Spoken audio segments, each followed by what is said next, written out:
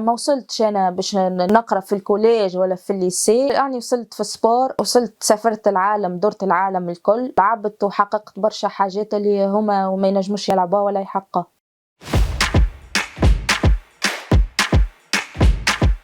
رجاء جبالي، عمري 27 سنة، لاعبة بالمنتخب الوطني التونسي لذوي الاحتياجات الخاص. الرياضة اللي نمارس فيها دفع الجلة. ملي أنا صغيرة مغرومة بالرياضة، كي وصلت عمري 12 بديت نترينا على طريق المدرسة، ومن المدرسة تم اختياري للمنتخب الوطني. وصلت قراية 6 ابتدائي. كي تغرمت بالسبور وعرفت السبور بطلت القراية، خاطر صارت لي برشا مشاكل في القراية، مشاكل عباد كما تعرف، عباد تستفز. أول طريق هو بديت معناتها نمشي نترينا ونروح لدارنا في بن عروس كل يوم، معناتها تبدا شتاء نمشي نترينا، تبدا سخانة نمشي نترينا، الدار ما يخلونيش نوصل، معناتها نروح مخر. بالعزيمة والإرادة والصبر وكل شيء، معناتها واحد يبدا من الصفر، يبدا بشوي بشوي طالع لين يوصل للهدف اللي حاجته به. وفعلا وصلت، حققت ميداليات في الألعاب العالمية. أول ميدالية كانت لي في بطولة العالم في لندن 2017 برونزية.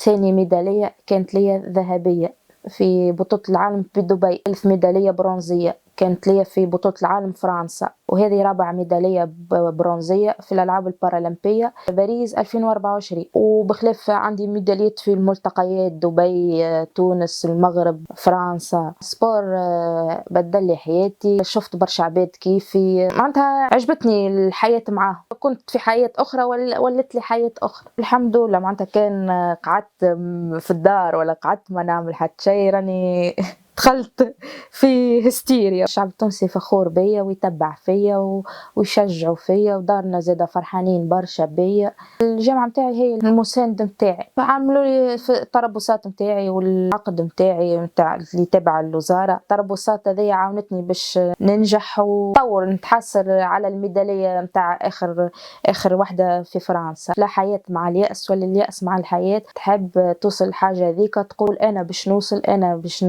نعملها الحاجة ذيك، ما تستسلمش، تحط بروجي في مخك يلزم تعمله. صحيح تبدأ بالصفر بشوي بشوي وتبدأ طالع لين من بعد تولي في القمة.